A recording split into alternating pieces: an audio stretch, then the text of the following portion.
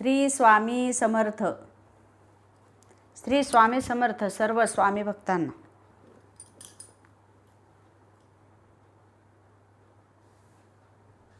श्री स्वामी समर्थ चरित्र सारामृतमधून आपण पूर्ण 1 ते 21 अध्यायापर्यंत सगळ्या काही कथा आपण ऐकलो. जसं मला कळलं तसं मी सांगण्याचा प्रयत्न केला आणि ते सगळं काही आपल्याला समजलं. 21 अध्याय झाल्यानंतर जो आलेला अनुभव मी तुम्हाला सांगण्याचा प्रयत्न केला. मला आलेला अनुभव स्वतःला सांगितला, आणखी कुणी स्वामी सेवकांनी सांगितलेला अनुभव मी तुम्हाला सांगण्याचा प्रयत्न केला. आणखी भरपूर मला कमेंट्स येतात की बाबा पुत्रप्राप्तीसाठी येतात, काही अंगरोगासाठी येतात, काय करावं, काय केल्यानं काय होतं आहे, घरामध्ये किरकिरा होतात, घरामध्ये बरं पडत नाही, अनेक अडचणीमुळं कमेंट्स येत असतात. फक्त मनुष्याला एक आशा असते की बाबा कुणाला विचारल्यानंतर काय माझं बरं होईल. अगोदरच म्हणतात ना, 10 धोंडे मारून बघावं, एखादा तरी लागेल. त्याच पद्धतीनं सर्वजण आपल्याला कोणी काय सांगतंय, कोण काय सांगतं हे पाहण्यासाठी, आणि कोण सांगितल्यानं आपलं बरं होईल का, व्याधी एखादी कोणती झालेली, घरातल्या कटकटी, एखादं काम नडलेलं, मनाला समाधानी, शांतता, शांत झोप येणं, हे सगळं काही जे माणसाला असतात हे आवश्यक असणाऱ्या गोष्टी आहेत.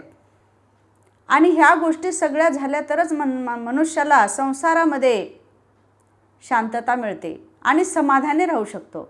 भरपूर पैसा आहे पण समाधानी नाही, मग ते काय कामाचं. तसं म्हणल्याप्रमाणे माणूस भामावून जातो आणि विचारत असतो की बाबा हे स्वामी समर्थाचं जे चरित्र सारामृत आहे त्याच्यामधून अनेक व्याधीसुद्धा व्यवस्थित झालेल्या स्वामी समर्थांनी माऊलीने वैद्य होऊन सुद्धा त्यांची व्याधी कमी केलेल्या आहेत. ज्या स्वामी भक्तांना ब्रह्मसंबंध जडलेला असतो तिथं सुद्धा स्वामी समर्थांनी, स्वामी आईनं सांगितलेलं आहे की लिंबाचा पाला आण, त्यामध्ये 7 मिरे घाल आणि त्याला व्यवस्थितरित्या त्याचं चूर्ण करून त्याला दे, असं सांगितलेलं आहे. तर स्वामी आईसुद्धा वैद्य झाले असं स्वामी चरित्र सारामृतमध्ये लिहिलेलं आहे. आणि बघा माऊली, सगळं काही एकीकडं आहे आणि आपल्याला आपलं समाधानी आणि आपला अंगरोग नीट होणं हे खूप महत्त्वाचं आहे. आपल्याला एखादी कोणती तरी व्याधी जडली तर आपल्याला मन समाधान राहत नसतं, आपलं लक्ष सगळं त्याच्याकडेच असतं.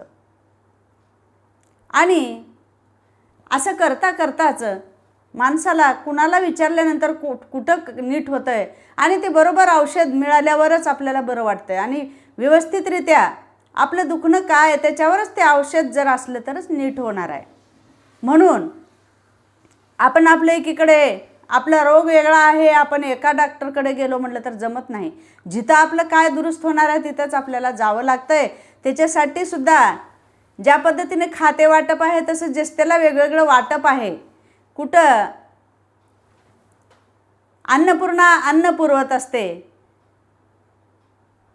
असं प्रत्येकाला ज्याचं त्याला काही काही दिलेलं आहे. सर्वात अगोदर पूजा गणेशाची असते, त्या पद्धतीने सगळ्याला खाते वाटप आहे जिकडे तिकडं म्हणल्यासारखं.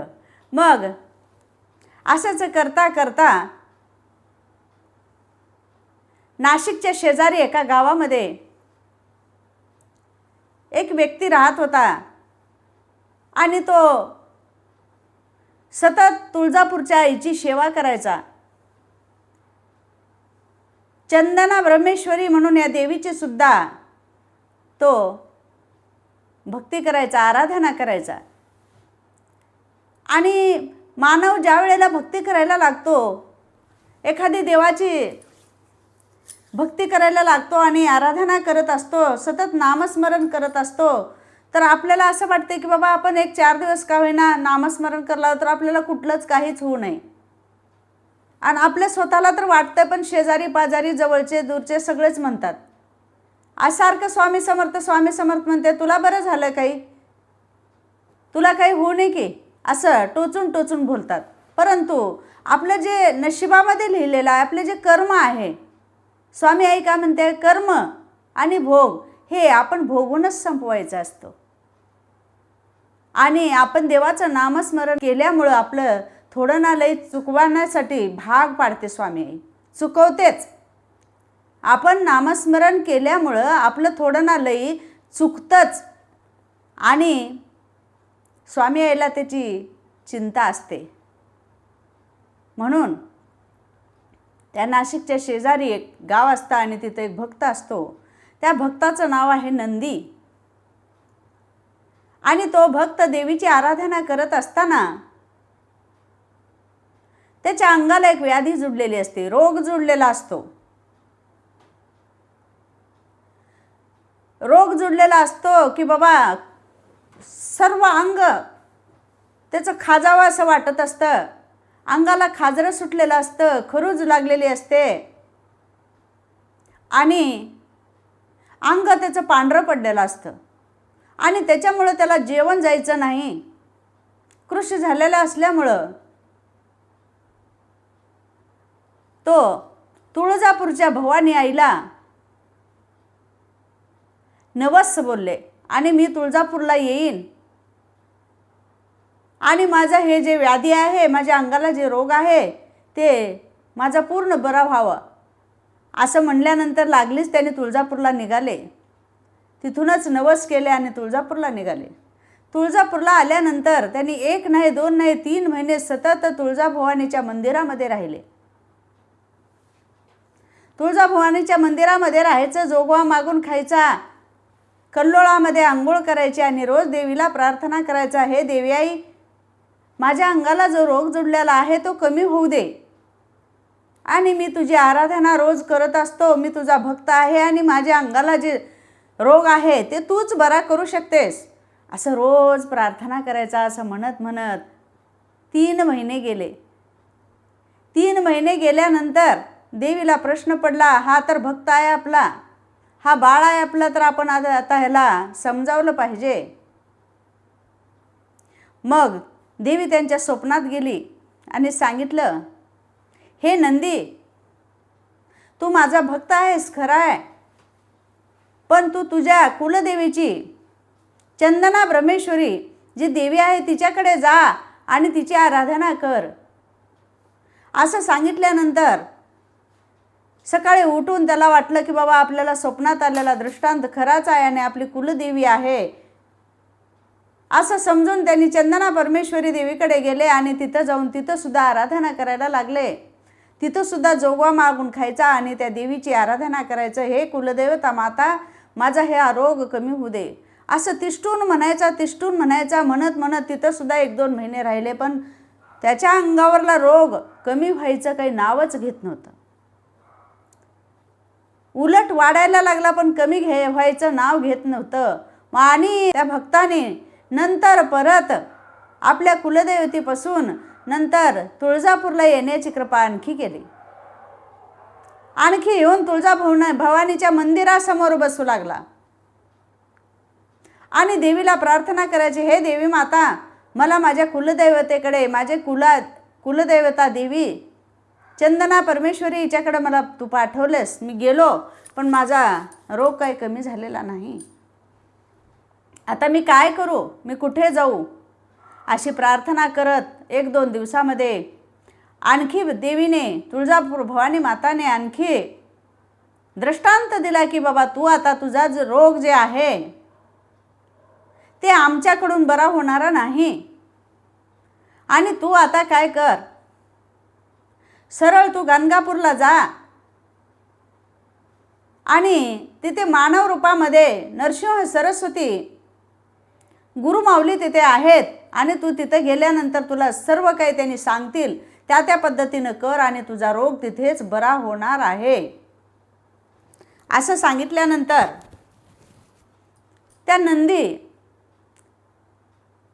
नंदीला खूप राग आला आणि तो म्हणायला लागला, हे परमात्मा परमेश्वरी आदिमाया शक्ती माऊली, तू मला इथं 3 महिने मी राहिलो आणि हे बरे रोग सगळे काय तुझ्याकडून कमी होतात. तुझ्या ह्या गायमुखाला स्नान केल्यानंतर, तुझ्या कल्लोळामध्ये स्नान केल्यानंतर हे सगळे रोग दुःख कमी होतात. हे आदिमाया शक्ती पार्वती माता, आणि तू मला असं दूर लोटू नको. तू सांगितल्याप्रमाणे कुलदैवताला सुद्धा मी जाऊन आलेला आहे आणि माझा रोग आहे तूच बरा करावा लागल असा हट्ट धरून बसला. आणि तू आता मला मानव रूपाच्या देवाकडे जायला सांगतेस, मानव रूपात जे गुरु आहेत त्यांच्याकडे जायला सांगतेस. हे अंबे माता, तू माझा रोग इथंच नीट कर. मी मानवाकडे जाणार नाही. माझा विश्वास तुझ्यावर आहे. तू मला ह्या रोगापासून मुक्ती दिलीच पाहिजे अशी विनंती करायला लागला, गडबडा लोळायला लागला. आणि मला आता सहन होत नाही आणि मला तू सांगते गाणगापूरला जा आणि मानव रूपात नरसिंह सरस्वती आहेत असं सांगण्यावरून मी मानव रूपाकडे का म्हणून जाऊ असं म्हणल्यानंतर देवीनं सांगले, तू जा, तू तिथे जावंच लागल आणि तुला तिथं गेल्यानंतरच हा रोग तुझा बरा होईल असं सांगितले. तरी पण तो ऐकायला तयार नाही. हट्ट धरून बसला माईकडे, अंबामाईकडे हट्ट धरून बसला की तूच मला बरं केलं पाहिजे, मी मानव रूपाकडे काय म्हणून जाऊ असं म्हणल्यानंतर देवीनं आणखी 2-3 दिवसाला आपल्या भक्तांच्या तिथल्या पुजाऱ्यांच्या स्वप्नात जाऊन सांगितलं की बाबा तो जो भक्त आहे त्याचं नाव नंदी आहे आणि त्याला आता मंदिरामध्ये पुढं मंदिराच्या मध्ये बसू देऊ नका, त्याला पाठवून द्या आणि माझा आदेश आहे की गाणगापूरला त्याला पाठवून द्या. तो नाही जाणार, त्याला जबरदस्ती हाकलून द्या असं अंबाबाईचा निरोप त्या तुळजाभवानी मंदिरामधल्या पुजाऱ्याला सांगितल्यानंतर त्यांनी आई अंबिकेचा दृष्टांत त्या नंदी भक्ताला सांगितलं की बाबा तू गाणगापूरला जा असे आईनं आम्हाला दृष्टांत देऊन सांगितलेलं आहे, आमच्या स्वप्नात येऊन सांगितलेलं आहे असं म्हणल्यानंतर रडत पडत लंगडत रांगत त्यानं तिथून पाय चलत गाणगापूरला आले. गाणगापूरला जायला निघाले. अनंत व्यथा त्याला व्हायला लागल्या आणि पुढं जायचं मागं फिरून बघायचं, पुढं जायचं मागं फिरून बघायचं. जणू काय लळाच लागलेला तुळजापूर अंबाबाईचा. रोज जोगवा मागितलेली आठवण यायची, रोज अंबाबाईच्या मंदिरासमोर संबळ वाजलेला आठवण यायची, झांज वाजलेला आठवण यायची. आणि मागं बघत बघत आई अंबामाय तू माझी आई आहेस, जगज्जननी आहेस, आदिमाया शक्ती आहेस आणि तू मला कुठं पाठवत आहेस, मी कुठं जाऊ, मी कुणाकडे हात पसरू आणि ते मानव रूप असलेले गुरु मला कुठं भेटतील असं म्हणत म्हणत पुढं जायला लागले आणि दिवस रात्र एक करून गाणगापूरला पोहोचले. गाणगापूरला पोहोचल्यानंतर तिथं चौकशी करायला लागले की बाबा इथं नरसिंह सरस्वती नावाचे गुरु इथं कुठं राहतात असं म्हणल्यानंतर त्याच्या अंगाची दुर्गंधी यायला लागली होती. लोक नाक पकडायला लागले आणि त्याला म्हणायला लागले की बाबा तू इथं थांबू नकोस, तू बाजूला सरक, तिकडं थांब, बाजूला थांब असं प्रत्येकजण त्याला म्हणायला लागले, हडीहडी करायला लागले. आणि एका पुजाऱ्यानं सांगितलं की बाबा नरसिंह सरस्वती गुरुमाऊली आता संगमावर स्नानासाठी गेलेले आहे, तर तू तोपर्यंत त्या बाजूला जाऊन थांब असं सांगितल्यानंतर तो निमूटपणे बाजूला जाऊन थांबले. आणि गुरुमाऊली साक्षात दत्तप्रभू नरसिंह सरस्वतीच्या रूपामध्ये आले, स्नान करून आले. आणि त्यांचे कार्यक्रम सगळे झाल्यानंतर त्या पुजाऱ्याने त्यांना सांगितलं की बाबा एक कोणतरी भक्त आलेला आहे, अंग भरून त्याच्या रोग आणि व्याधीनं गुणफरलेला आहे आणि तो तुमची चौकशी करत होता, तुम्हाला विचारत होता की गुरुमाऊली कुठे आहेत. मग त्यावेळेला गुरुमाऊलीने सांगितलं की बाबा आम्ही समजतो कोण आलेला आहे, तर तुम्ही त्याला मठामध्ये घेऊन या असं सांगितल्यानंतर त्यांनी तो निरोप त्या नंदीला पोहोचवले की बाबा तुम्हाला गुरुमाऊलीने बोलवलेलं आहे. मग समोर गेला आणि ज्यावेळेला गुरुमाऊली दृष्टीला पडली त्यावेळेला जमिनीवर लोळायला लागला, गडबडा लोळायला लागला आणि म्हणला, हे गुरुमाऊली, हे परमात्मा, हे माऊली, तूच ती आई आहेस आणि मला इकडून तिकडे फिरवत आहेस. मी ज्या वेळेला तुझ्या दर्शनाला आलो तिथून मला माझ्या कुलदैवताला जायला सांगितलं आणि मग परत मी तुळजापूरला आलो, आणखी मला गाणगापूरला पाठवलंस. अनंत रूपाने नटलेली जगदंबा, हे आदिमाया आदिशक्ती, हे पार्वती माता परमेश्वरी, आणि मला आता पर्याय उरलेला नाही आणि माझ्या नजरेसमोर आई तूच दिसतेस आणि तू मला तिथून इथं बोलावून घेतलीस अशी प्रार्थना केली असता गुरुमाऊलीने सांगितले, तू ये इकडं अलीकडे ये, जवळ बोलावून घेतले आणि मग दर्शन घेतल्यानंतर त्याला सांगितले, आपल्या शिष्यांना सांगितले गुरुमाऊलीने की बाबा ह्याला संगमावर घेऊन जा, याला नदीमध्ये स्नान घाला, आपल्या पवित्र तीर्थाचं स्नान याला घाला आणि आपल्या नदीवरच्या वटवृक्षाच्या प्रदक्षिणा ह्याला घालायला लावा आणि ह्याचे कपडे जे अंगावरती कपडे आहेत ते काढून टाका आणि दुसरे कपडे याला घालायला द्या. असं सांगितल्यानंतर त्या सर्व शिष्याने त्याला घेऊन गेले आणि पवित्र तीर्थाचं स्नान घातल्याबरोबर त्याच्या अंगावरला सगळ्या व्याधी नाहीशा झाल्या. अंगावर जे खरू झाल्यासारखं झालं, पांढरे पांढरे डाग पडलेले होते ते सगळे एकदम त्या तीर्थ स्नानामुळे कमी झाले आणि त्याच्या अंगावरचे कपडे ज्या ठिकाणी टाकलं त्या ठिकाणी सुद्धा असलेली तेवढी जमीन क्षारमय झाली. ओल्या जमिनीवर टाकल्यानंतर तेवढंच जे पाणी आहे ते क्षारमय झालं त्या कपड्यामुळं आणि त्या कपड्याच्या रूपातून त्याच्या अंगातला सगळा रोग त्या कपड्यासोबत निघून गेला आणि सुंदर असा पवित्र असा नंदी त्यावेळेला दिसायला लागला आणि ते तेज पाहून शिष्यसुद्धा हादरून गेले आणि एकमेकाकडे तोंड आ करून असं बघायला लागले की बाबा हे काय चमत्कार झाला. आणि मग तिथून गुरुमाऊलीकडे घेऊन आले. त्यांना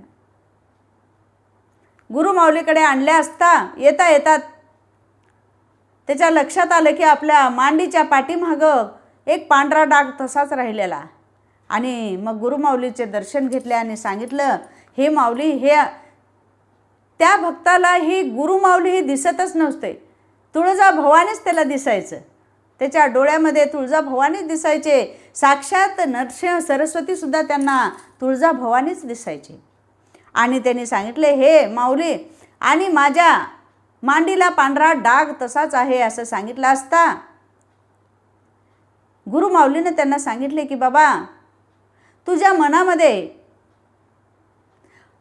मनामध्ये विचार आला की बाबा मी गाणगापूरला कशाला जाऊ, असं कपट बुद्धी तुझ्या मनामध्ये आले आणि तिथं गेल्यानंतर माझं कशाला नीट होणार, मला तूच नीट कर असा हट्ट धरल्यामुळं, तुझ्या मनामध्ये विचार वाईट आल्यामुळं तो डाग तसाच राहिलेला आहे आणि आता तू पंगतीला बसून सर्वांबरोबर भोजन कर आणि तू कवी आहेस, तुझ्या कवितेमधून छान छान असे कविता रचण्याचं काम कर आणि जसं जसं तू गायला लागशील तसं तसं तुझा पांढरा डाग जाईल असं सांगितल्यानंतर खरंच तो कवी होता आणि अनेक गीतं नरसिंह सरस्वतीचे, दत्तप्रभूचे, श्री स्वामी समर्थाचे गीतं गायला लागला. ते गात असताना आणि दुसरे कपडे आणून अंगावर घातले असताना त्याचा डागसुद्धा नाहीसा झाला आणि गुरुप्रसादाचा महिमा त्याला कळला आणि तुळजापूरची अंबामाय, तुळजापूरची आदिमाया शक्ती भवानी हेच माझी आई आहे असं समजून गुरुमाऊलीचं दर्शन घेतले आणि त्यांना विचारले, गुरुमाऊली, या संसाररूपी सागरामध्ये डुबण्यापेक्षा मी इथं राहून मी कोणती भक्ती करू आणि मी इथंच राहण्याचं मला एक पर्याय सांगा. असं म्हणल्यानंतर गुरुमाऊलीने सांगितले, अमरजा संगमावर जाऊन जे तीर्थक्षेत्राला भेटी देण्यासाठी येतात, स्नान करण्यासाठी येतात, त्या सर्व माझ्या भक्तांची व्यवस्था करण्याचं काम तू कर असं सांगितल्यानंतर त्यांनी नदीवर जाऊन सर्वांची व्यवस्था करण्याचं काम त्या भक्तांनी केलेलं आहे. सुंदर असा पुरुष त्या ठिकाणी दैदिप्यमान असा राजकुमारासारखा राजबिंडा नंदी दिसायला लागला आणि त्या ठिकाणी येणार जाणाऱ्याला इथं स्नान करायचं, इथं प्रदक्षिणा घालायचं आणि तुमच्या मनातल्या इच्छा पूर्ण इथं होतात असं सांगण्याचं काम करायला लागला. घराकडली सगळी वाट विसरून गेला आणि कित्येक वर्ष त्या ठिकाणी नंदी या नावाने संगमावरती राहायला लागले आणि श्रीगुरूचं नामस्मरण करायला लागले. नरसिंह सरस्वतीचं नामस्मरण करायला लागले. नरसिंह सरस्वती म्हणजे साक्षात स्वामी आई दत्त प्रभू श्री स्वामी समर्थ महाराज की जय. अवधूत चिंतन श्री गुरुदेव दत्त समर्थ. आई राजा उधे उधे बोल भवानी माता की जय.